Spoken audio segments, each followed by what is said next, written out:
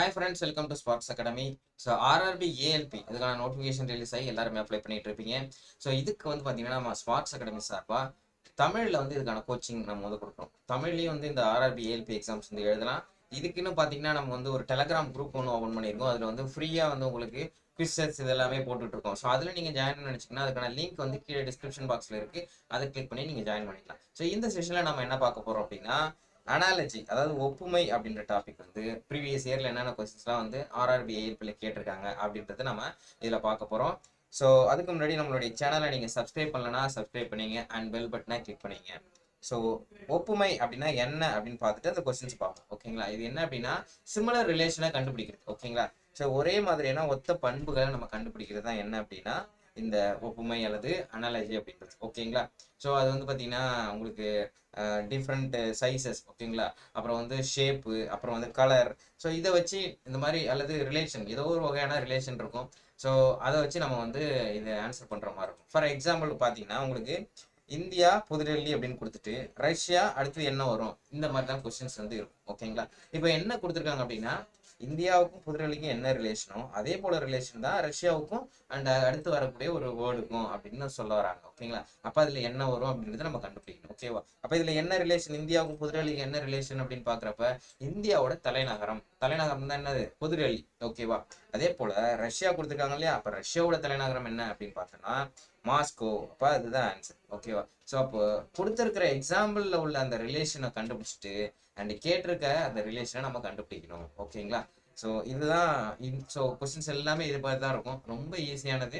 இது ஈஸியாக நம்ம வந்து ஆன்சர் பண்ணிடலாம். ஓகேவா? ஸோ இது வந்து நாட் ஓன்லி ஏஎல்பி மட்டும் இல்லை, எஸ்எஸ்சி, ஆர்ஆர்பி, அப்புறம் ஆர்ஆர்பி ஜேஇ, என்டிபிசி, அப்புறம் பிறகு டிஎன்பிசியில் கூட சம்டைம்ஸ் வந்து இந்த கொஸ்டின்ஸ்லாம் கேட்குறாங்க. ஓகேவா?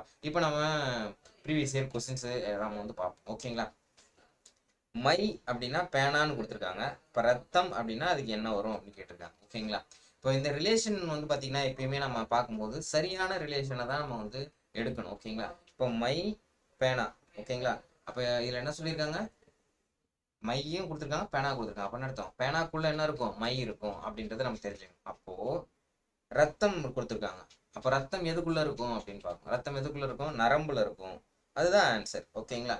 பட் சம்டைம்ஸ் நீங்கள் இப்படி ரிலேட் பண்ணிக்கலாம். ரத்தம் வந்து மருத்துவர் வந்து மற்றவங்களுக்கு செலுத்துவார், அல்லது வந்து ரத்தம் வந்து விபத்து ஏற்பட்டால் அங்கே தேவைப்படும், இல்லை விபத்து ஏற்பட்டால் ரத்தம் வந்து வெளியாகும் அப்படின்ற மாதிரியான ரிலேஷன் அல்லது கனெக்ஷன் வந்து நம்ம எடுத்துக்கூடாது. சரியான ரிலேஷன் இங்கே எப்படி இருக்கோ அதே மாதிரியான ரிலேஷன் வந்து இங்கே வரக்கூடிய அடுத்த வேர்டுக்கும் இதுக்கும் இருக்கணும். ஓகேங்களா? ஸோ அப்போ பார்த்தீங்கன்னா ரத்தம் அப்படின்றது எதில் இருக்குது அப்படின்னு பார்த்தா நரம்புல இருக்குது. மை அப்படின்றது எதுல இருக்கு அப்படின்னா பேனாவில் இருக்கும். ஓகேவா? இப்படிதான் நம்ம ரிலேட் பண்ணும். ஓகேவா? அதே மாதிரி மாற்றி போட்டாலும் தப்பாயிடும். ஓகேங்களா? இப்போ பார்த்தீங்கன்னா இங்க உங்களுக்கு வந்து இதனுடைய இடம் மாறினா கூட உங்களுக்கு வந்து தப்பாகும். ஸோ நம்ம எக்ஸாம்பிள்ஸ் பார்க்கும்போது பார்ப்போம். ஓகேவா? நெக்ஸ்ட் கொஸ்டின் பார்ப்போம். நெக்ஸ்ட் கொஸ்டின் என்ன அப்படின்னா நல்லது அதுக்கு வந்து கெட்டது அப்படின்னு சொல்லியிருக்காங்க. இப்போ கூரைன்றதுக்கு என்ன வரும் அப்படின்னு கேட்டிருக்காங்க. அப்போ இது என்ன ரிலேஷன் நல்லதுக்கும் கெட்டதுக்கும் அப்படின்னு பார்த்தோம்னா அது ரெண்டுத்துக்குமான தொடர்பு அப்படின்றது நல்லதுக்கு எதிர்ச்சொல் தான் என்னது, கெட்டது. அப்போ இங்க என்னன்னா எதிர்ச்சொல். ஓகேவா? ஸோ நல்லது அப்படின்றதுனுடைய எதிர்ச்சொல் தான் கெட்டது. ஓகேங்களா? ஆப்போசிட். ஓகேங்களா? ஸோ எதிரானது. ஸோ அப்போ கூரைன்னு சொல்றாங்க, அதுக்கு எதிரானது என்ன அப்படின்னு பாக்குறப்ப இங்க ஆப்ஷன்ல வந்து சுவர்கள் கொடுத்துருக்காங்க, தூண்கள் கொடுத்துருக்காங்க, தரை கொடுத்துருக்காங்க, ஜன்னல். கூரை எங்க இருக்கும், மேல இருக்கும். அதுக்கு ஆப்போசிட்டானது என்னது, கீழே இருக்கும், அதாவது தரை. ஓகேங்களா? தரை அப்படின்றது தான் இதுக்கு சரியான ஆன்சர். ஓகேங்களா? அப்போ ஸோ இதுல வந்து எதிரான ஒரு விஷயத்த சொல்லியிருக்காங்க. அப்போ கூரைக்கு எதிரானது தரை அப்படின்றது தான் சரியானது. அடுத்த கொஸ்டின் பார்ப்போம் நாம. அடுத்தது வந்து சேவல், அதுக்கு வந்து கோழி அப்படின்னு கொடுத்துருக்காங்க. காளை அப்படின்றதுக்கு என்ன வரும்னு கேட்டிருக்காங்க. ஓகேவா? இப்போ சேவலும் கோழிக்கு என்ன ரிலேஷன், சேவல் அப்படின்றது ஆண் விலங்கு. ஓகேவா? கோழி அப்படின்றது அதுல பெண். ஓகேவா? ஆண் பறவை. இது வந்து பாத்தீங்கன்னா கோழின்றது பெண் பறவை. ஓகேவா? ஸோ அதே மாதிரியான ரிலேஷன் அடுத்து நம்ம பார்ப்போம். இப்போ காளை அப்படின்றது பாத்தீங்கன்னா அது விலங்குல வரும். பட் இது வந்து பாத்தீங்கன்னா மாடுல வந்து காளைன்றது ஆண். ஓகேவா? அப்போ அதுல பெண் அப்படின்றது என்னவா இருக்கும் அப்படின்னு பாத்தீங்கன்னா பசு அப்படின்றது தான் சரியானது. ஓகேவா?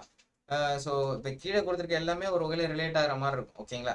ஸோ இப்போ காளை அப்படின்னு இருக்குன்னா காளை வந்து மாடு அப்படின்ட்டு நம்ம செலக்ட் பண்ணக்கூடாது. ஓகேவா? இங்கே என்ன ரிலேஷன்?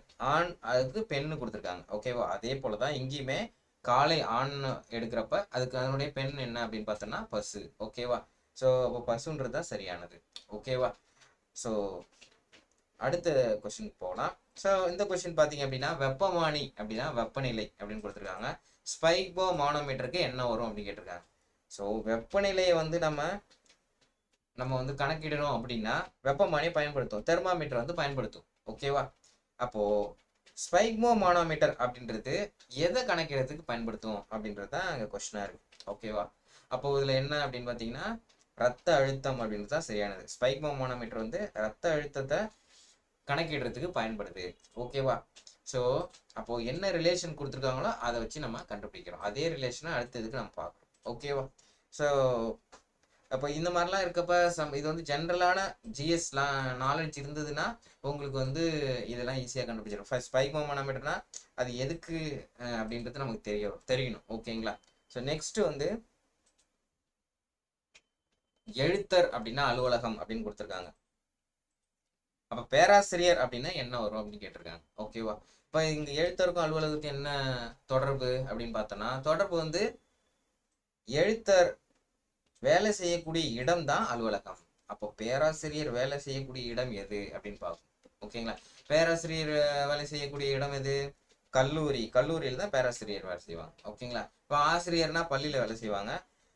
இப்போ பேராசிரியர் வந்து புத்தகங்கள்லாம் வச்சிருக்கலாம், புத்தகங்கள் எழுதலாம், பட் அதை எடுக்கக்கூடாது. நம்ம என்ன ரிலேஷன் அப்படின்னு பார்த்தீங்கன்னா என்ன தொடர்புனா அவங்க ஒரு தொழிலாளி அவர் வேலை செய்யக்கூடிய இடம் அதை தான் இங்கே வந்து கொடுத்துருக்காங்க. ஓகேவா?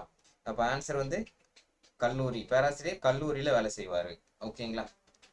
ஓகே. ஸோ அடுத்து இன்னொரு கொஸ்டின். இந்த கொஸ்டினுக்கு வந்து நீங்கள் ஆன்சர் பண்ணுங்க கமெண்ட் செக்ஷனில். ஓகேவா? தாவரவியல்னா தாவரங்கள்னு சொல்லியிருக்காங்க. என்டமாலஜிக்கு என்ன வரும்? ஓகேவா? ஸோ இந்த கேள்விக்கான பதிலை நீங்கள் சொல்லுங்கள். நம்ம வந்து ஸ்பார்க்ஸ் அகாடமியில் தமிழ்லேயே வந்து பார்த்தீங்கன்னா test batch RRB ALP and டெக்னீஷியனுக்கு நம்ம கண்டக்ட் பண்ணுறோம். ஓகேங்களா? ஸோ ஆஸ் பர் சிலபஸ் என்னவோ அந்த அடிப்படையில் நம்ம கண்டக்ட் பண்ணுறோம்.